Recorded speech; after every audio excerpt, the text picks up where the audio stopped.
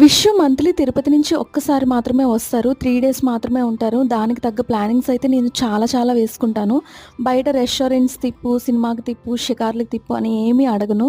కేవలం టెంపుల్స్‌కి మాత్రం వెళ్ళాలని అనుకుంటాను. నాకు చాలా ఇష్టం టెంపుల్స్‌కి వెళ్ళడం అంటే.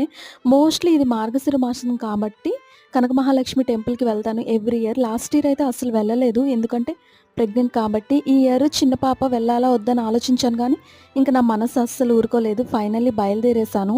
ఈ మంత్ డిసెంబర్ 30 అయితే మార్గశిర మాసం వెళ్ళిపోతుంది. ఇంక ఫైనల్లీ వెళ్ళాను. లక్షవారంలో అయితే అస్సలు ఖాళీ ఉండదు. అందుకే ఇంక ఆ రోజైతే పెట్టుకోలేదు. నార్మల్ డేలోనే వెళ్ళాను. పంతులు గారు ఇంక పాప చిన్నది కదా అని చెప్పి వేరే రూట్ అంటే పంపించేశారు. చాలా బాగా అయింది దర్శనం అయితే. చాలా తొందరగా అయిందని చెప్పాలి. క్లైమేట్ అనేది అస్సలు బాగోలేదు. ఒకలాగా ఒక గంటలో అయితే అయిపోయింది. షాపింగ్ లవర్స్ అయితే గనక ఇక్కడ పండగ చేసుకోవచ్చు. చాలా బావుంటాయి మొత్తం ఐటెమ్స్ అన్నీ కూడా. నా వీడియోస్ గనుక మీకు నచ్చినట్లయితే do subscribe to my channel.